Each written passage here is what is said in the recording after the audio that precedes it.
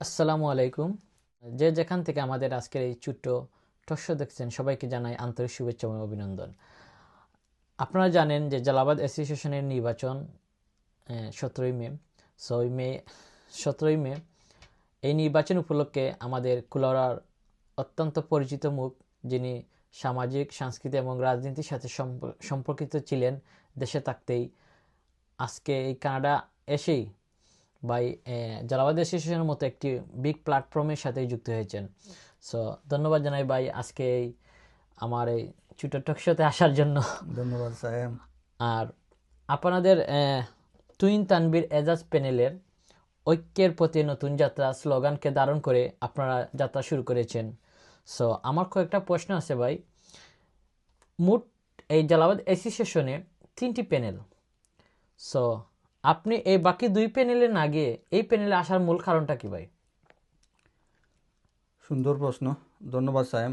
সর্বপ্রথমে আসসালামু আলাইকুম, আদাব।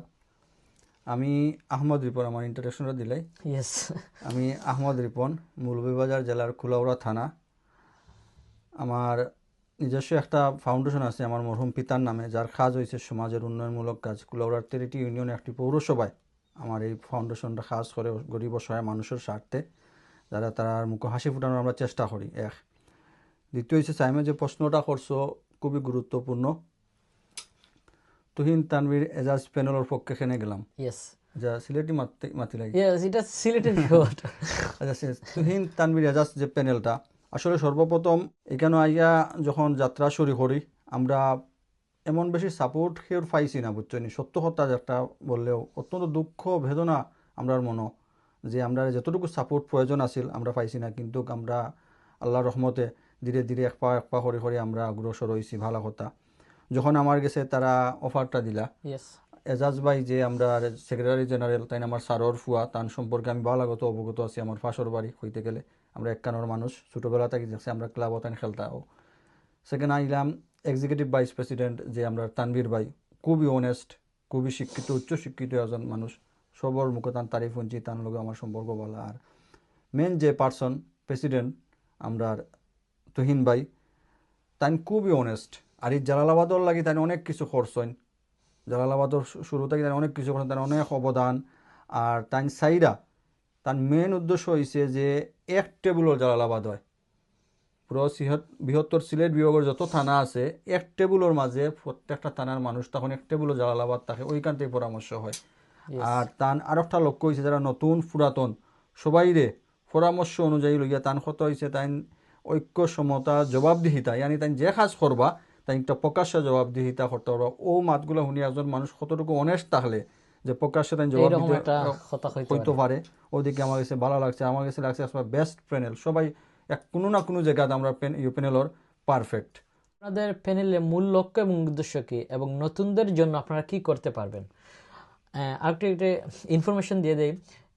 এই জালালাবাদ নির্বাচন উপলক্ষে আমরা দেখছি যে টোটাল ভোট হইল 8,500। এর মাঝে প্রায় নতুনদের ভোট হইল 4,500 মতো। নির্বাচিত হন, তাহলে নতুনদের জন্য কি করবেন? আমরা প্রেসিডেন্ট, সেক্রেটারি জেনারেল কিংবা এক্সিকিউটিভ ভাইস প্রেসিডেন্ট, তাই তাই ওয়াদাবদ্ধ। ওয়াদাবদ্ধ কীরকম? যেমন সততা, স্বচ্ছতা, জবাবদিহিতা, এই তিনটার জিনিসের বিশাল অর্থ। সিনিয়র আসেন, সিনিয়র ডালাই তাই প্ল্যান করছেন কিংবা একটা কইছেন তার স্পিচও সবরে লইয়া তারা বোয়ার জায়গা সহ কিংবা সিনিয়র হলর অবসর সময় কিলা খাটা যায়, জালালাবাদ থেকে কোনো কিচ্ছু করা। সেকেন্ড হয়েছে আমরা যারা নতুন আইছি 23, 24, 25, আমরা তো সবে নতুন হন, জানি না কোন দিন ফুরান হইমু আল্লাহ মালিক।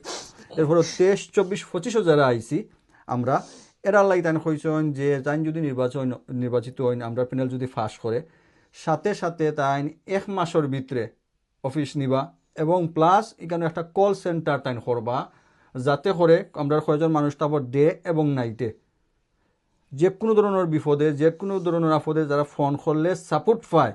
ওইখান থেকে জালালাবাদের যারা নির্বাচিত হয়েছেন ওইখান থেকে যাতে এরা গিয়া অত্যন্ত সামনে খাড়া থাকে, তাকে সাহায্য করে। বর্তমান অবস্থায় জালালাবাদ অ্যাসোসিয়েশন একটি কমিটি আছে, এবং এই পুরাতন কমিটি আজকে এই নির্বাচন পর্যায়ে নিয়ে এসেছে। সো আপনি এই বিষয়টা কোন দিকে দেখবেন, যে এই পুরাতন কমিটি প্রায় 10 বছর থেকে তারা রানিং। সো বর্তমান সময়ে তারা এখানে এই নির্বাচনে যুক্ত হলো, 3টা প্যানেল একসাথে হয়ে একটি জালালাবাদ অ্যাসোসিয়েশন হওয়ার কথা ছিল, এই নির্বাচনের পদ্ধতি কেন আসলো ভাই? এটা আর একটা খুবই গুরুত্বপূর্ণ প্রশ্ন সাইম, অসংখ্য ধন্যবাদ। এটা জানা সবার দরকার। একটা কমিটি, বর্তমান একটা কমিটি আছে প্রায় 10 বছর থেকে। ইয়েস। 10 বছরে একটা কমিটি, এখন আবার নির্বাচনের সুষ্ঠু একটা পরিবেশ হয়েছে। কমিটি বিগত যারা আসলা সিনিয়র অধিকাংশ মানুষ বর্তমান কমিটি থেকে বারোই আইসেন। সেনে কোন কারণে যারা আমরা আছি আর সিনিয়র তারা বালা জানবা। যেমন ফর এক্সাম্পল আমরা প্রেসিডেন্ট তাইনও কমিটির মাঝে আসলা পরে আমার জানা মতে তাই হয়তো 4-5 মাস পরে রিজাইন দিয়েছেন, আরও 2জনে তার তাই বোর্ড অফ ট্রাস্টি আসলা। আমরা যে নতুন তাই বোর্ড অফ ট্রাস্টি আসলা তাই কোনো এক কারণে রিজাইন দিয়েছেন, তার লগে আরও 2-3জনের পরে আরও একজনে দিছেন। এখন হয়তো তারার মাঝে কমিউনিটি কি যে একটা হয়, যে সমঝোতা যে একটা হয়। আর নির্বাচন গত বছরও নির্বাচন হইতো আসিল, কোনো এক কারণে হইছে না, কারণ জালালাবাদ তো এখন সিলেটের মানুষ বিভক্ত হয়ে গেছেন। সিলেটের মানুষ একটা ইউনাইটেড জালালাবাদ আছে, একটা এখন মেন জালালাবাদ যেটা এখন নির্বাচন না হওয়ার কারণে কিন্তু ইউনাইটেড জালালাবাদ হয়েছে। ওকে, থ্যাংক ইউ সো মাচ ভাই আজকে স্মল টক সাথে যুক্ত হওয়ার জন্য। প্রিয় দর্শক, আর এই নতুনদেরকে নিয়েই আজকে এই জালালাবাদ গঠিত হতে যাচ্ছে। 8500 ভোট আছে টোটাল।